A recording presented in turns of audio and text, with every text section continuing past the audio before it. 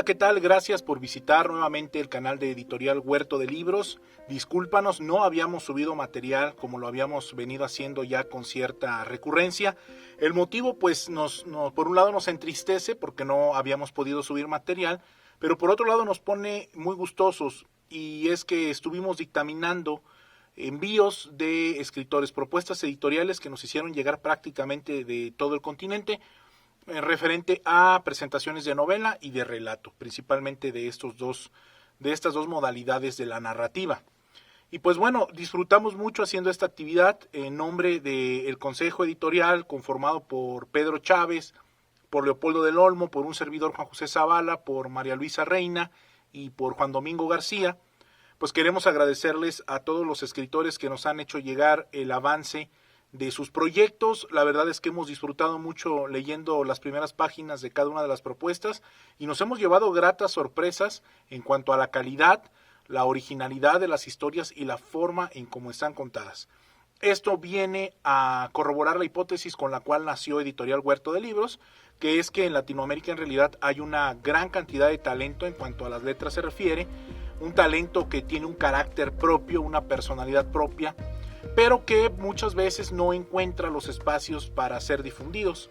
Y creo que es allí en donde el giro de las editoriales, es allí donde la industria tiene una gran área de oportunidad y tiene una gran responsabilidad para volverse portavoz de estas letras emergentes de nuestro continente, de toda Latinoamérica, y cómo hacerla llegar a los lectores adecuados, cómo darles el privilegio al mercado de lectores que está esperando historias originales, de poder encontrar estas historias en una plataforma, en un libro, en medios de fácil acceso, que a su vez sirva de entretenimiento para el lector y también como una forma de vida para los escritores.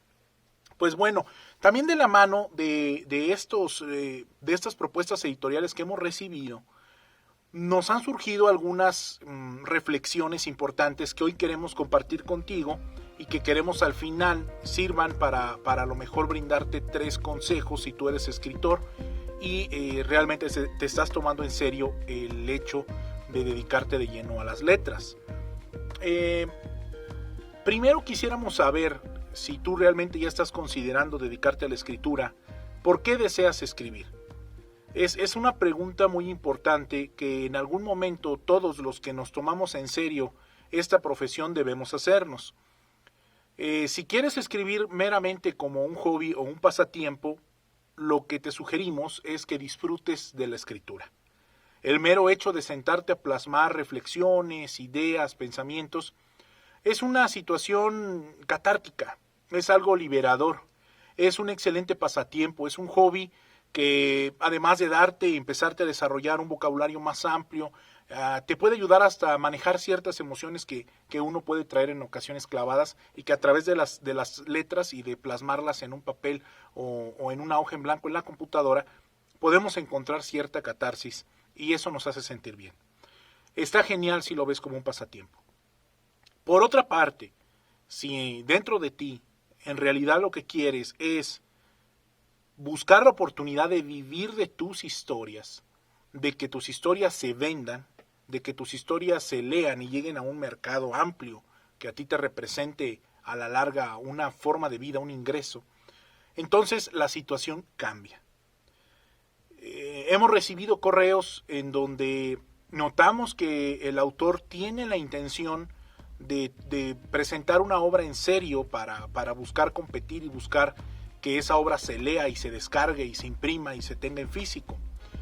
Pero las intenciones en ocasiones van desvinculadas de las correctas acciones. Si lo que tú quieres es ser un escritor profesional, entonces tienes que tomártelo en serio. Y entonces hay varias cosas que debes de comenzar a trabajar para que se te tome en serio como un escritor que quiera ser publicado. No me refiero al hecho de que pagues por publicar, me refiero al hecho de que seas responsable en la forma en la que escribes. Y aquí vamos a romper varios paradigmas que tal vez pudiste haber escuchado de otras voces, de escritores, de editores, de colegas del medio. Y es que cuando escribas, te sugieren que no escribas pensando en el mercado al cual se va a dirigir tu obra. Y yo como editor y como persona que ya tiene un andar en la comercialización de las novelas, de los relatos, de las historias, te digo lo contrario. Si tú revisas las convocatorias de muchas editoriales, te piden que identifiques en la plica, que mandes un pequeño resumen en donde tú como escritor señales hacia qué mercado, hacia qué target va dirigida tu historia. Y allí es muy sencillo. Edad, incluso preferencias en cuanto a tecnología, en cuanto a religión, en cuanto a algún tema particular, crítica social, pero muy particularmente a lectores de cierta edad, hombre o mujer, y obviamente el tipo de escritura, el género al que va a pertenecer tu historia. Hacia ese mercado va. Personas que disfrutan de las lecturas del terror, jóvenes de entre 14, 25 años de edad, o jóvenes adultos de entre 19 y 35, 37 años de edad, o lectores adultos de más de 30 años.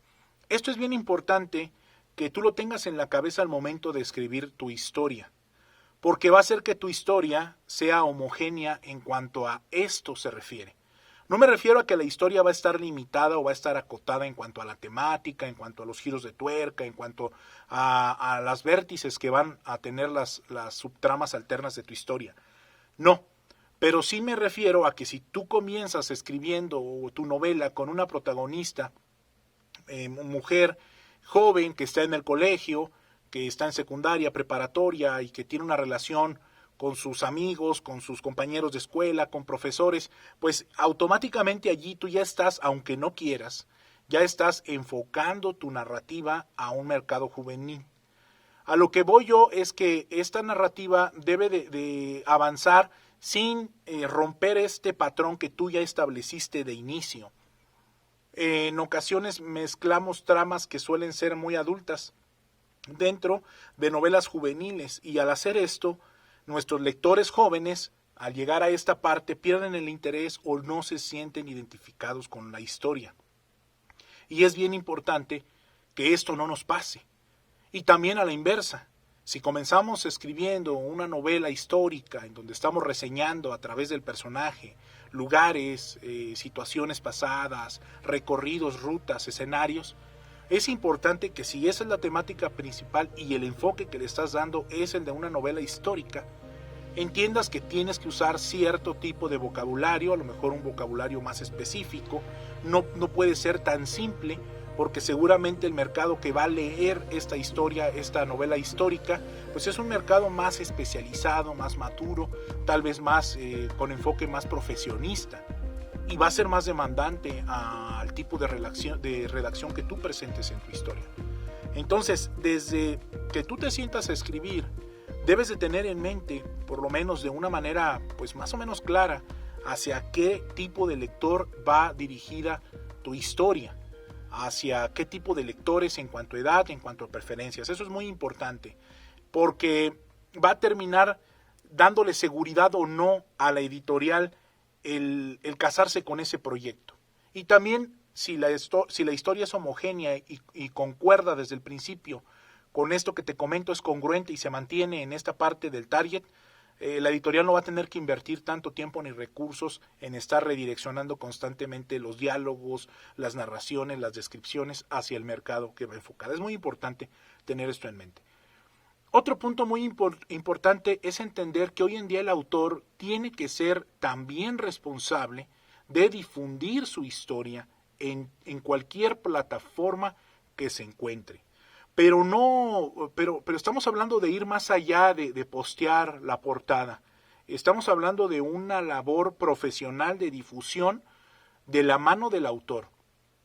Las grandes editoriales con grandes presupuestos a sus grandes escritores les quita este trabajo, porque ellos se encargan de promoverles ruedas de prensa, entrevistas en televisión, de pagarle publicidad en plataformas, y de por sí, si ya el autor es conocido, pues su misma comunidad que ya lo ha leído va a ayudar con la difusión de sus nuevas historias, pero también la editorial lo apuntala. Y yo he notado, y lo he platicado con algunos compañeros de la editorial, que muchos escritores tienen la idea de ya ni siquiera de antaño, sino de décadas atrás, en donde el escritor, la responsabilidad del escritor solamente llegaba a generar una buena historia, imprimirla y presentarla a la editorial, y de ahí en adelante el resto del trabajo era de la editorial, y el escritor se sentaba a empezar una nueva historia y a esperar el pago de sus regalías. Hoy en día esa historia ya es muy diferente. Esos casos ya son muy contados. Hoy en día, y sobre todo, escritores nuevos, escritores que no son conocidos, escritores que lanzan su primera obra al mercado, tienen que ponerse la camiseta junto con la editorial y tienen que apoyar con la difusión. No me refiero de manera monetaria, me refiero de manera activa, de manera práctica. Crear un blog, crear un correo institucional, si pueden, de la mano de la editorial para atender comentarios y solicitudes de lectores, crear una página de Facebook, que es muy sencillo hacerla. No me refiero al perfil personal que pueda tener el autor, me refiero a una página de Facebook con el nombre del autor, con el nombre de la obra que quiere promover. Una página de Facebook te brinda muchas oportunidades, como lo es pagar publicidad, como lo es segmentar un mercado, como lo es generarte estadísticas para que tú veas la cantidad de interacciones que tuvo tu publicación. Te permite también estar en contacto directo con las personas que sigan tu contenido y que a la larga puedan terminar siendo tu nicho de mercado y clientes potenciales. Pero ya esta también es una labor que nosotros como autores, y aquí yo divido mis dos facetas, nosotros como autores tenemos que asumir. El hecho de sentarnos a esperar, miren, yo siempre pongo el ejemplo de Amazon. Ustedes, subir una novela a Amazon es lo más fácil del mundo. Bueno, técnicamente tiene sus detalles, ¿no? Pero es muy fácil. Terminas tu texto, no hay necesidad de que lo corrijas. Tú crees que ya está listo, lo conviertes en PDF y lo subes a la plataforma de Amazon. Mismo Amazon te puede generar una portada. Si no, tú la puedes generar por tu cuenta. Haces tu sinopsis y lo pones a la venta. Estipulas el precio en los rangos que Amazon te ofrece y tu obra queda disponible en pocas horas en su plataforma y te sientas a esperar. Yo le pregunto siempre a los escritores que comentan, es que yo publico en Amazon. Yo siempre les pregunto cuántas regalías han recibido de las novelas publicadas en Amazon. Y todos se quedan callados. No ha habido un solo autor, y les hablo de decenas de autores que me han comentado que publicaron en Amazon, y a los que yo les pregunto sobre sus regalías, no ha habido un solo autor que me diga $50, $20, $10, $1, no lo ha habido. ¿Por qué? Porque, bueno, en primera Amazon, si tú has publicado allí, te pide que llegues a una descarga mínima equivalente, creo, a $100. Entonces, normalmente, ¿quién compra quién hace las primeras descargas de un autor? Su círculo cercano. La familia, amigos, conocidos, donde él comentó, encuentra mi novela en Amazon en tal liga y ahí lo puedes comprar. Amazon, previendo esto, dice, perfecto, que te compren o que te descarguen lo equivalente a $100 y a partir de ahí yo te voy a dar tu retroactivo de regalías. Pero si no llegas al tope de $100, lo que se haya generado, así sea $95 en descarga, que acá en México equivalen cerca de $2,000, de ahí no te voy a dar yo nada porque no has cubierto el mínimo para que yo reparta regalías. El 99.9 de los autores publicados en Amazon están en ese limbo. Nunca han recibido un solo dólar, un solo peso por su obra publicada en Amazon. Se sienten muy orgullosos y qué bueno, porque subir una novela, terminarla y subirla es causa de orgullo. Pero el chiste no solo es subir una novela a una plataforma y que se quede allí. Lo importante es que la obra comience a tomar fuerza, que llegue a nuevos lectores y que nos represente realmente un ingreso digno, que podamos recibir, aunque sea empezando de poco, pero de allí escalando, una cantidad que nos haga sentir orgullosos y, bien importante, que nos invite a seguir sentándonos horas y horas frente a la computadora a generar nuevas historias. Ese es otro tip que te doy. Tienes que generar tu propia página de Facebook, tu perfil en Instagram de autor, en fin, de la plataforma que tú desees manejar, en la que te sientas más cómodo, o si las dominas todas, qué mejor, tu perfil de escritor, y ahí dedicarte exclusivamente a promover tu marca, lo que se le llama branding del autor, Ahí lo puedes generar a través de estas plataformas. Otro punto bien importante, si te quieres tomar en serio tú mismo como escritor y tus propias historias, es que tengas el hábito de pagar porque te corrijan tu texto. Esto a muchos autores, ¡pum!, les hace corto circuito. Porque ¿cómo voy a pagar yo porque que me corrijan mi historia? Hay que entender que, y lo han dicho autores del tamaño de Stephen King, de Dan Wells, de la magnitud que el escritor más famoso y más prolífico y económicamente más fuerte que tú puedas mencionar, lo ha comentado. Y es que las obras necesitan un trabajo de corrección de la mano de un editor especializado, corrección ortográfica y corrección de estilo. Y en estos dos procesos la intención es sacarle la arcilla que le sobra a tu material. Es lograr generar una historia compacta que solamente tenga lo necesario para volverse una buena historia. Si le falta, también ponerle. Pero es muy difícil que el autor sea juez y parte de su texto y que termine de escribirlo y de repente se atreva a reescribir lo que no está bien o a eliminar lo que no se entiende, lo que sobra, las redundancias, porque es su trabajo. Y como autor, uno es muy testarudo en ocasiones y uno está muy vinculado de su historia y es muy difícil que uno quiera quitarle una coma, quiera quitarle un capítulo o uno entienda lo que no se entiende, que esa es otra de las funciones de la corrección de estilo, detectar lo que no se entiende, lo que queda inconcluso. Y esto solamente lo puede conseguir alguien por el cual no pasó la historia previamente en su cabeza. Como el autor va viendo la historia conforme la va escribiendo, en ocasiones hay cosas que en su cabeza ve, pero que omite en las hojas, porque él lo tiene claro acá, pero no lo plasma en el documento. Y entonces hay en ocasiones partes en las novelas, seguramente tú lo habrás notado en alguna novela incluso de las grandes editoriales, que como que quedó una laguna, que como que la expresión no se entendió, o la referencia no se entendió, o faltó un poco más de descripción. Esto sucede porque en ocasiones pues el autor no detecta estas lagunas porque en su cabeza va perfectamente entendible. Y también ocurre porque al editor se le pasó. Pero bueno, si hablamos de una o dos situaciones que se presenten a lo largo de una novela de 400 páginas, creo que está bien. El problema es cuando esto se presenta recurrentemente en cada capítulo. Y el problema es cuando se presenta en una parte medular que termina por no dejar en claro una gran parte de la historia o de los personajes. Porque entonces el lector, al sentir esta confusión y esta falta de información, abandona. Acostúmbrense a una corrección ortográfica, a una corrección de estilo. Y la tercera, y no menos importante, recomendación que queremos hacerles a los escritores que en realidad están por tomarse en serio su profesión y aspiran a vivir de ella, a vivir dignamente, a obtener un ingreso, es que aprovechen las entrevistas que se les puedan realizar. Aprovéchenlas, si son gratuitas, mucho mejor. Cualquier plataforma, cualquier entrevista, cualquier pregunta, cualquier interacción que te permita a ti como autor dar a conocer un poco de tu historia y algo bien importante, darte a conocer a ti como persona y como autor, aprovéchenla.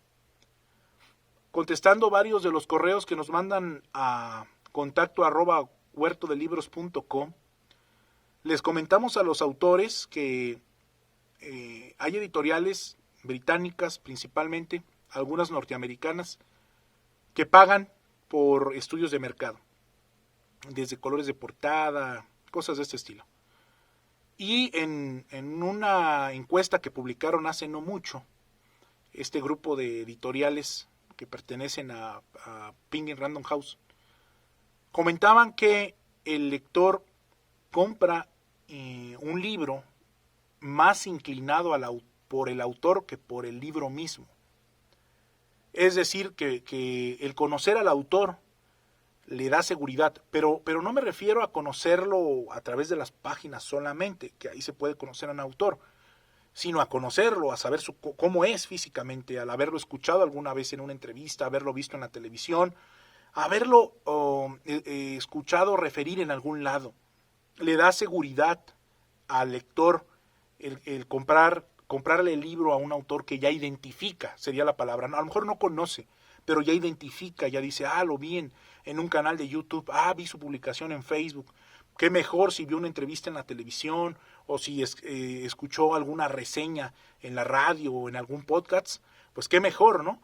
Pero cuando él llega al estante, toma el libro, ve el nombre del autor y no le dice nada el nombre del autor, no le suena, aunque la portada sea muy buena, aunque la sinopsis sea muy buena, es muy difícil que lo compre. Y lo dicen encuestas especializadas que han hecho con muchos lectores, editoriales tan grandes, si no es que la más grande, como el grupo Penguin Random House. Un bono extra, ya que tocamos el tema de la sinopsis. Acostúmbrense a hacer 2 sinopsis siempre y a tenerlas listas antes de mandarlas a una editorial. La sinopsis editorial, que es una sinopsis que se pide que no tenga una extensión mayor a una cuartilla, lo que es realmente muy difícil. Pero creo que si logras hacer esta sinopsis editorial en 2 cuartillas, estás bien. Esta sinopsis editorial no debe de guardarse en nada. No es para venderle el libro al lector, es para venderle el libro a la editorial. Y esta sinopsis debe de tener los puntos más importantes de tu trama, sin guardarte nada y tampoco sin ser tan explícito. Los puntos más importantes de manera concisa. El giro de tuerca o los giros de tuerca en los capítulos en los que van a aparecer, muy importante que los menciones ahí. Y tienes que poner el final. Esto es lo que normalmente las editoriales leemos a la par del avance que le pedimos a los escritores. Normalmente nosotros como editorial le pedimos al escritor un avance de 25 páginas y le pedimos una sinopsis editorial.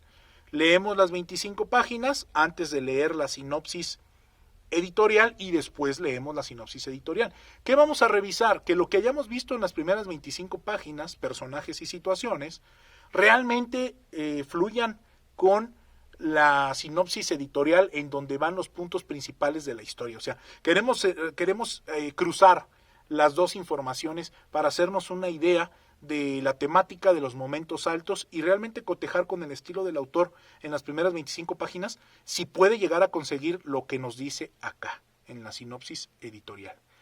La sinopsis comercial, por el contrario, esa sí está pensada para venderla a los lectores. Y la sinopsis editorial no debería de exceder media cuartilla, máximo 3/4 de cuartilla, en donde tú sí guardes, obviamente, los puntos principales de tu historia y en donde solamente nos dejes elementos que generen interés e intriga. Menciones el personaje, menciones cómo empieza la situación y 2-3 destellos de acción y se termina la sinopsis comercial.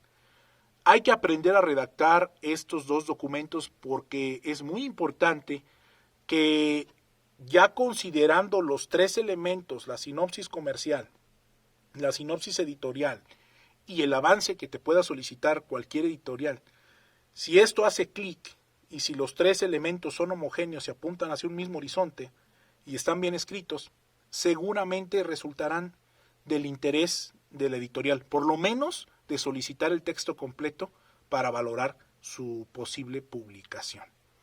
Ese es un tip adicional que quiero compartirte. Pues bueno, no resta otra cosa que pedirte, coméntanos en el apartado aquí para comentarios y preguntas, ¿qué otros tips puedes dar tú si ya has logrado publicar con alguna editorial? Comenta qué tips te han funcionado, qué tips te sirvieron para llegar a la editorial adecuada, que ese puede ser el tema del siguiente video. Cómo dar con los certámenes literarios adecuados y cómo dar e identificar las editoriales adecuadas. Si gustas, en el siguiente video, me comprometo de una vez, te enlistaré de 10 a 15 editoriales, desde las más independientes o pequeñitas regionales acá en México hasta las internacionales como los grupos Planeta y Penguin Random House, en donde puedas tú hacer llegar tu historia y valorando el tipo de temáticas que estas editoriales abordan. Te mando un saludo donde quiera que te encuentres, suscríbete al canal que es gratis, activa la campanita. Hasta la próxima.